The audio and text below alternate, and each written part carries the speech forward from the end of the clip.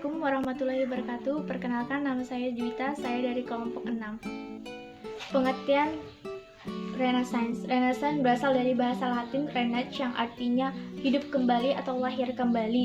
Jadi, pengertian Renaissance adalah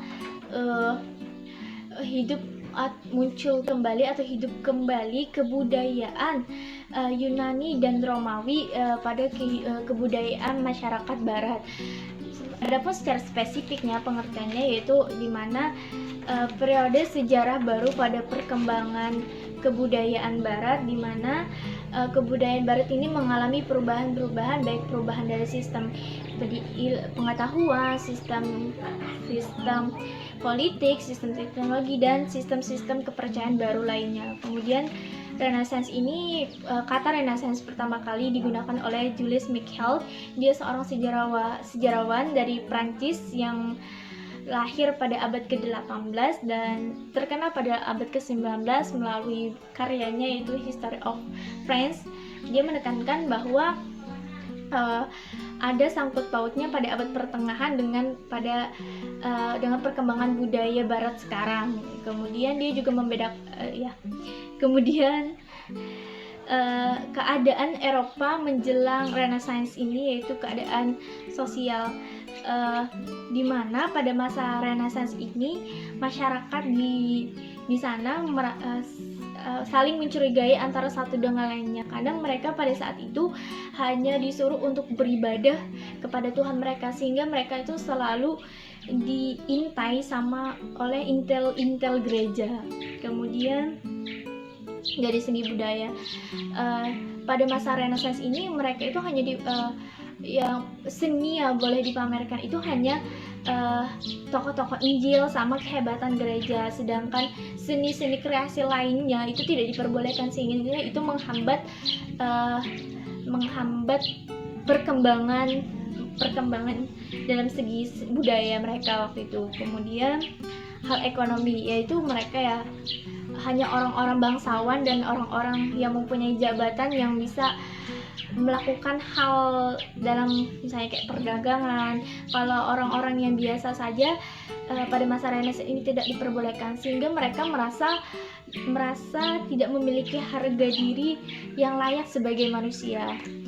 Adapun karakteristik Renaissance atau ciri-ciri Renaissance ini yaitu dari humanisme, rasionalisme, empirisme, materialisme. Oke, sekian. Pada zaman Renaissance terdapat beberapa tokoh yang terkenal di dalamnya, antaranya Dante Alighieri yang lahir pada tanggal 12 Mei 1265 di Firenze dan pernah menjadi prajurit di sana. Beliau menjadi pengkritik dan penentang kepausan yang dinilai tidak bermoral dan tidak adil.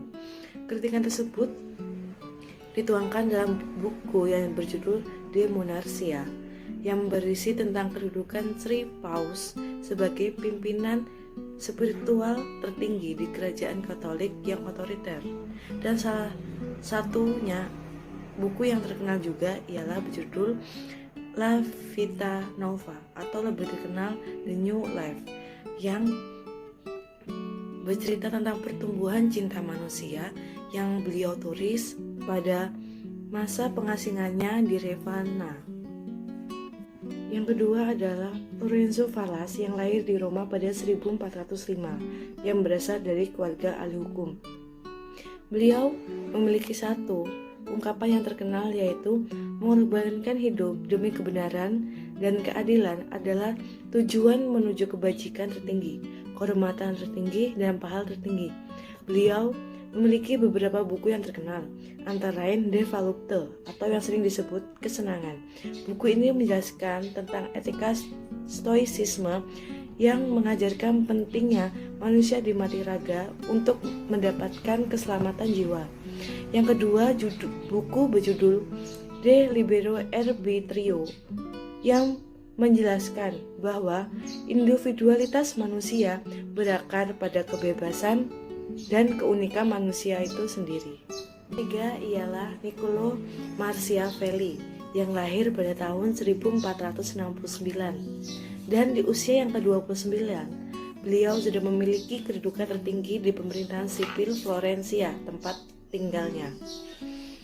dan memiliki berbagai misi diplomatik dan melakukan perjalanan ke Jerman, Perancis, dan beberapa negara Italia lainnya. Beliau memiliki banyak karya ilmiah yang terkenal, dan salah satunya ialah yang berjudul The Prince, yang paling brilian yang ditulisnya dan mudah dipahami dan dibaca dari beberapa karya ilmiah lainnya. Yang keempat adalah Giovanni Boccaccio, seorang pedagang dari Firenze yang lahir pada tahun 1313 di Kartveldu. Beliau memiliki banyak karya seperti puisi, cerita, dan prosa. Puncak karyanya pada buku De Genealogiis Rerum Gentilium, atau lebih disering On the Genealogy of God, yang memiliki 15 jilid. Yang kelima adalah Desiderius Erasmus, atau lebih dikenal Erasmus. Beliau lahir pada tanggal 27 Oktober 1466 di Gouda.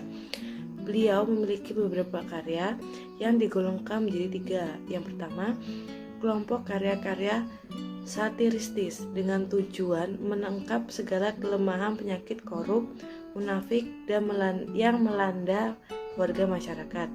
Yang kedua, kelompok karya bernada satiris berupa pesan moral untuk memperbaiki dan mempengaruhi mentalitas kaum Katolik. Dan yang terakhir atau yang ketiga, kelompok dalam bentuk terjemahan kitab Perjanjian Baru berdasarkan naskah asli Yunani. Dampak zaman Renaissance dalam berbagai bidang. Dampak zaman ini telah melahirkan masyarakat yang lebih progresif sehingga lebih aktif dalam penjelajahan dan eksplorasi dalam berbagai bidang. Yaitu 1. Bidang sosial budaya. Semangat yang disusun zaman Renaissance dan aliran humanis yang mendominasi pemikiran di zaman tersebut terutama terlihat dalam sikap positif terhadap dunia. Juga penekanan terhadap otonomi dan kebebasan individu yang menjadi dasar lahirnya paham sekulerisme di Eropa. Sekulerisme yaitu paham yang mendorong penghapusan agama dalam kehidupan publik dan menekankan agar urusan publik sama sekali dilepaskan dari pengaruh agama. Sekularisme menganggap urusan agama sebagai urusan masing-masing individu yang tidak boleh dicampurkan dengan urusan umum. Asal-muasal liberalisme berasal dari paham ini dan kelak menjadi senjata bangsa barat dan usahanya menguasai dunia. 2. Bidang ekonomi dan politik. Negara sebelumnya berada dalam pengaruh gereja yang sangat aktif dan ketat dalam berbagai bidang kehidupan. Gerakan Renaissance perlahan berusaha menghilangkan peran agama dalam kehidupan publik dan sebagai gantinya masyarakat aliran Renaissance memperkuat fungsi dan peran negara yang diyakini sebagai sarana untuk mewujudkan kesejahteraan. Para raja di Eropa kemudian bekerja sama dengan pelaku usaha swasta dan pedagang dalam mengembangkan ekonomi negara. Para pedagang dilindungi oleh kerajaan dalam semua aktivitas ekonomi dan memberikan timbal balik berupa pajak untuk kemajuan negara. Yang ketiga, bidang kesenian dan ilmu pengetahuan. Arti Renaissance secara harfiah sebagai kelahiran kembali sejalan dengan apa yang dilakukan para pemikir dan seniman Eropa yang kembali melihat ide-ide lama yang ditinggalkan oleh bangsa Yunani dan Romawi dalam bentuk ide, bangunan, atau karya seni sebagai salah satu faktor yang paling berpengaruh. Pada zaman ini, karya seni cenderung bersifat lebih realistis, humanis, dan romantik dengan menampilkan sosok manusia yang dianggap ideal sesuai anatomi asli. Misalnya patung David, karya Michelangelo yang tampan, kekar, dan maskulin. Lalu ada juga lukisan Mona Lisa yang sangat terkenal, karya Leonardo da Vinci, Raphael, dan karyanya School of Athens. 4. Berkembangnya peradaban Eropa.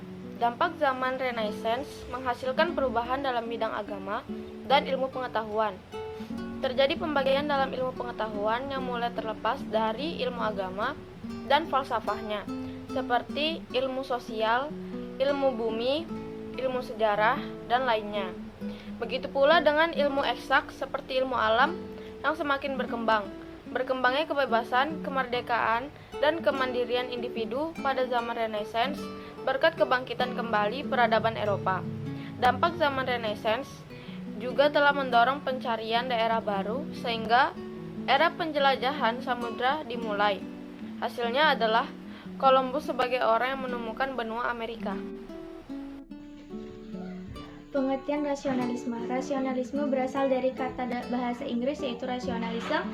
Rasionalisme ini berakar dari kata Latin yaitu ratio. Ratio berarti akal. Menurut R.L. Lesser sendiri mengatakan bahwa rasionalisme ini adalah sebuah pandangan yang berpegangan bahwa akal merupakan sumber ilmu pengetahuan dan pembenaran. Rasionalisme ini adalah filsafat, aliran atau ajaran yang berdasarkan ratio ide atau ide-ide yang masuk akal. Kemudian adapun pendiri rasionalisme ini yaitu René Descartes pada tahun 1596 sampai 1650.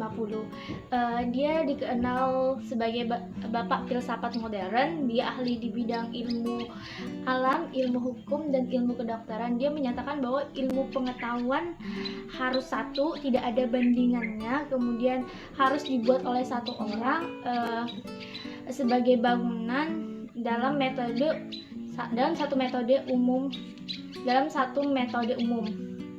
Kemudian adapun tokoh-tokoh penting dalam rasionalisme ini yaitu Christian Wolff yang tadi saya sebutkan, René Descartes, kemudian W. Leibniz, Blaise Pascal. Oke, terima kasih.